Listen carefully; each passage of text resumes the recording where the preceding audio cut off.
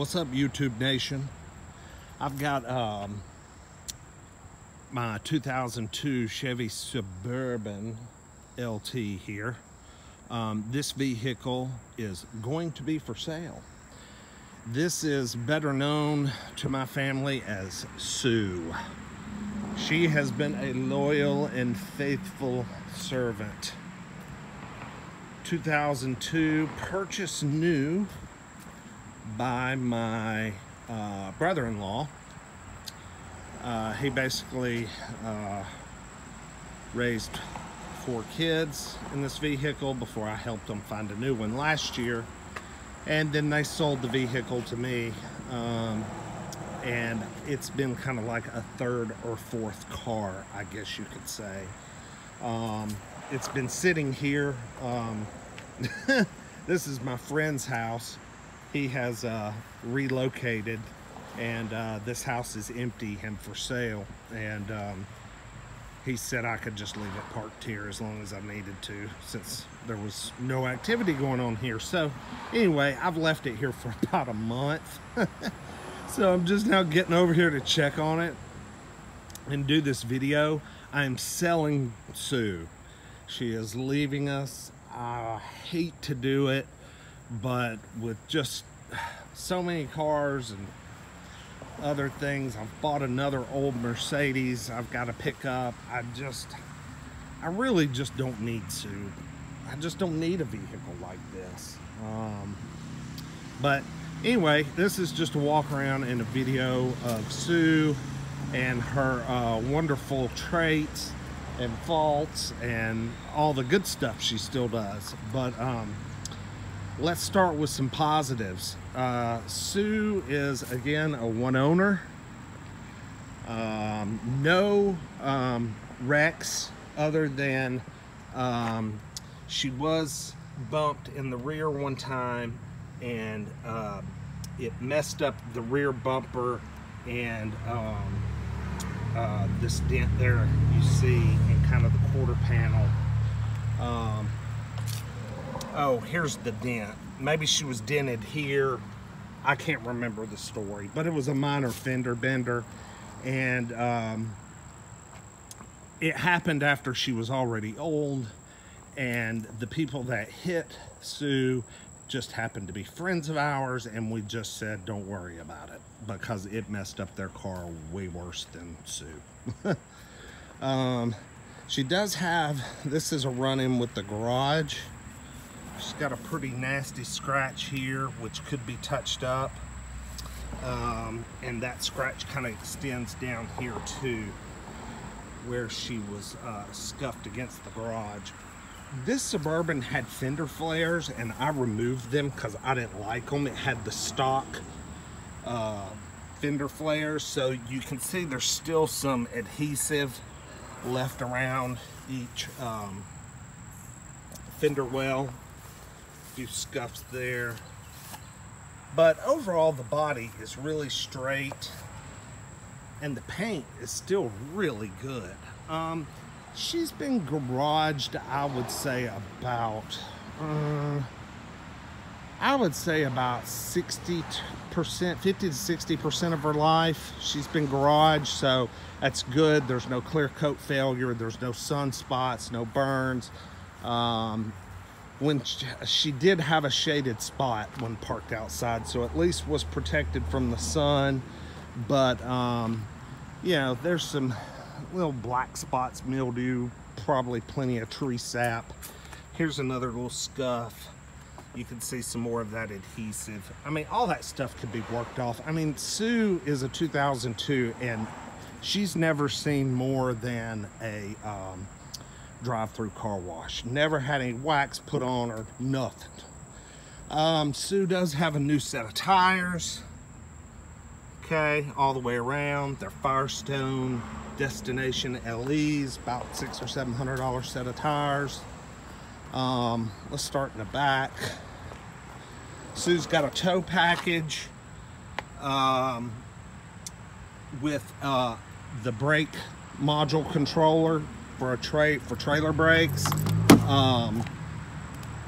It's been used a couple of times just to pull a boat. just a few times up to the lake house, but the boat stays there, so it's not like we pull it back and forth. Lock, unlock, that still works.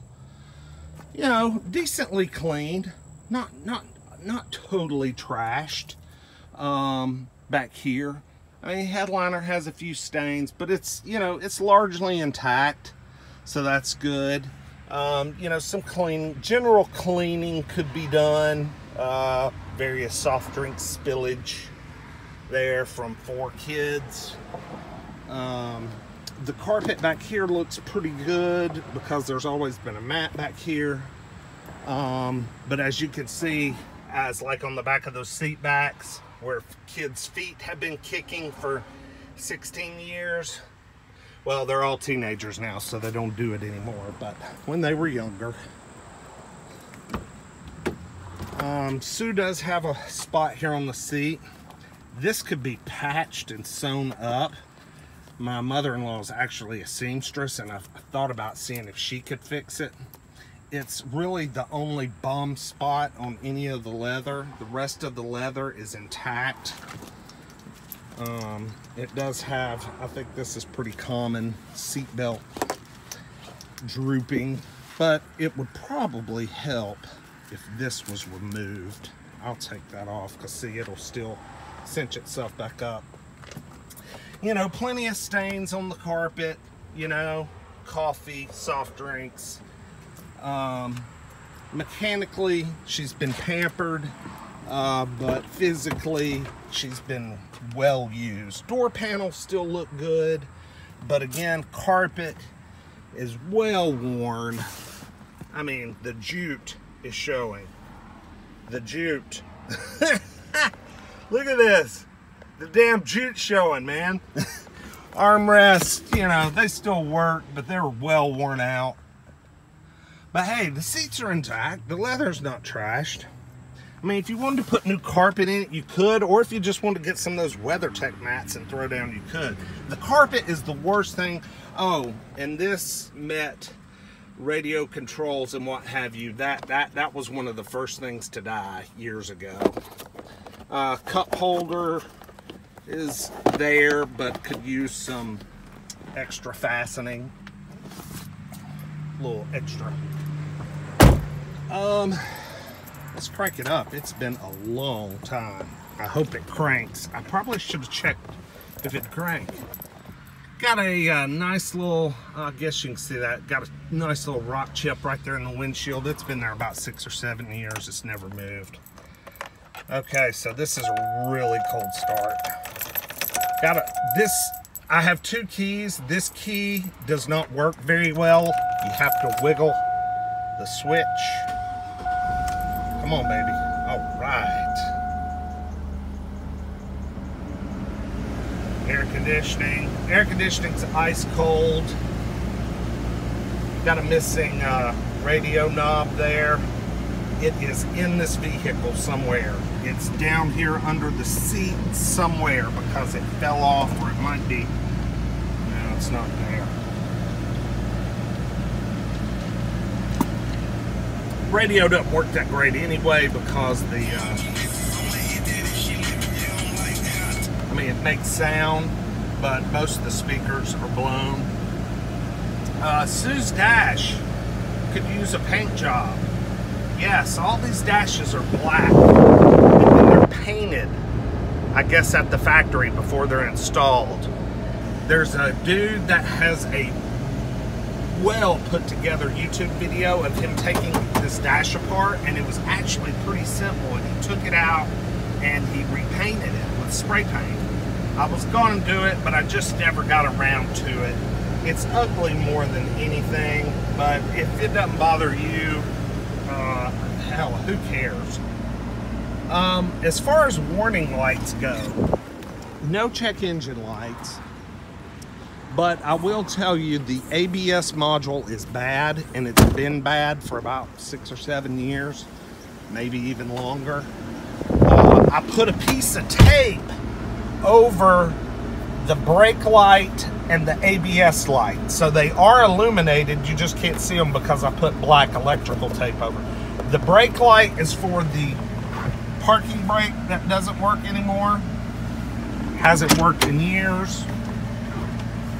See, it has no resistance. Don't know what's wrong with it.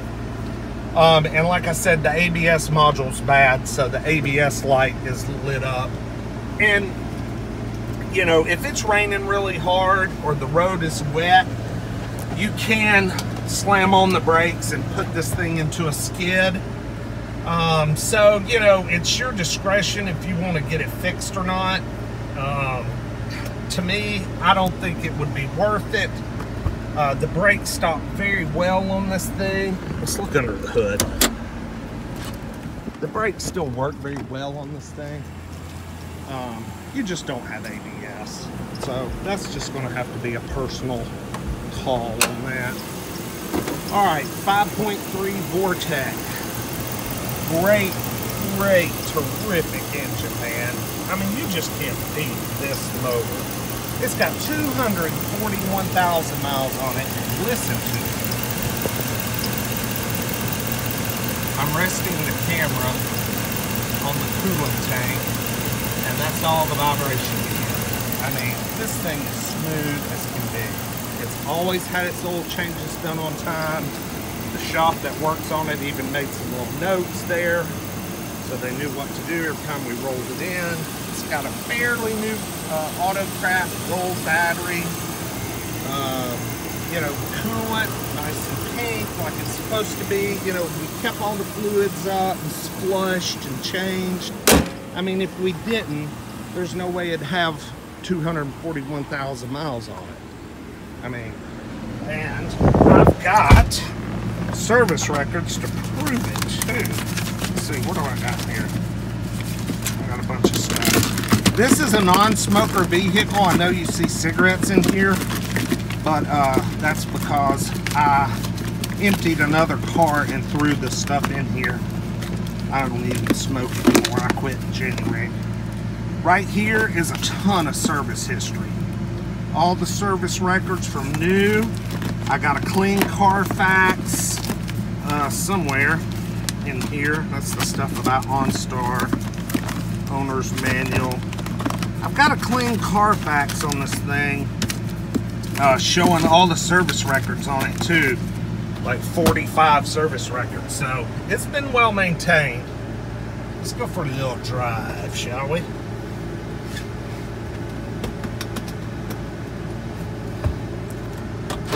Sue does not run hot.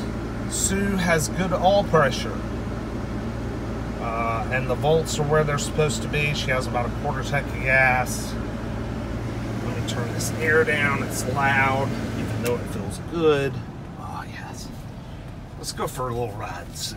The 4-speed automatic transmission shifts great. No issues with that.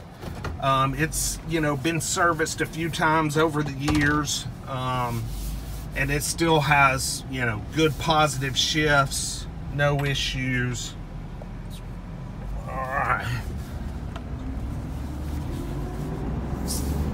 I mean, the 5.3, I mean, this motor is just unbelievable.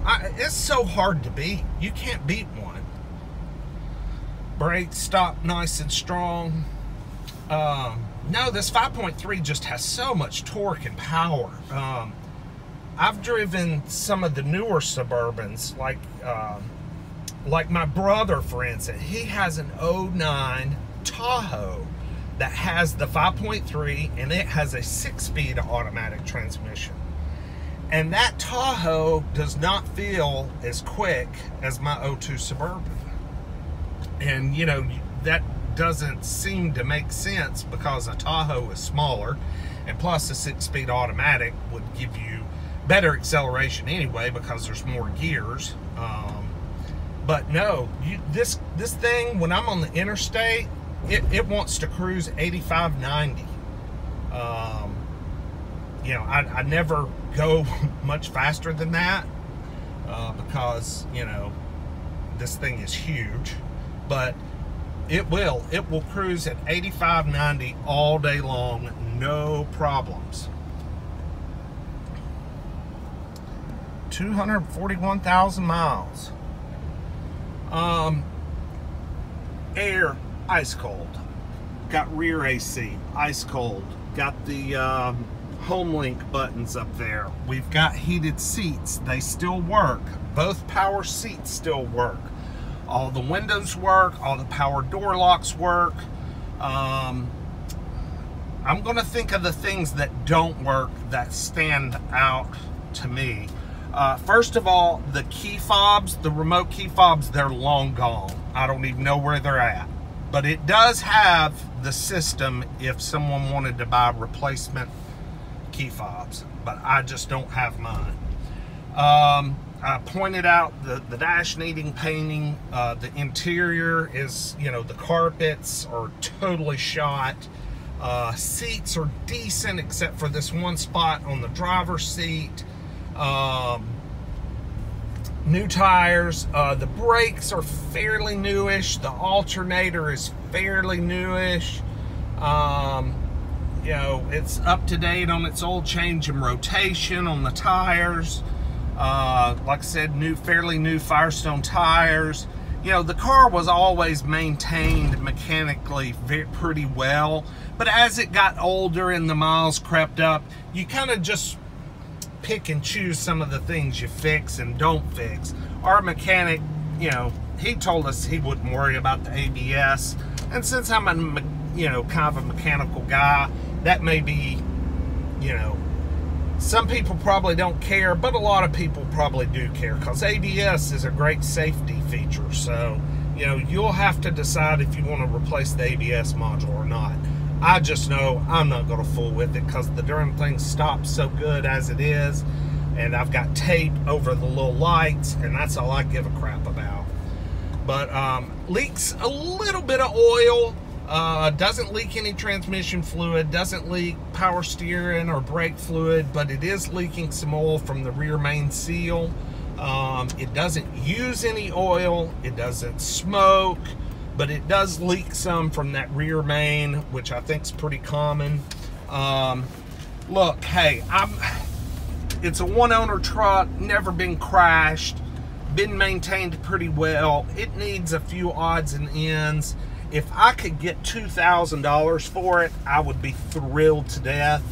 And I think somebody would have them a hell of a Suburban for $2,000. I mean, it's so strong, and the oil pressure's still so good, and the engine doesn't make any knocking or any noises like that. So look for another video. I'm going to do a little freeway clip, but I'll do that separate. So I will see you guys later on.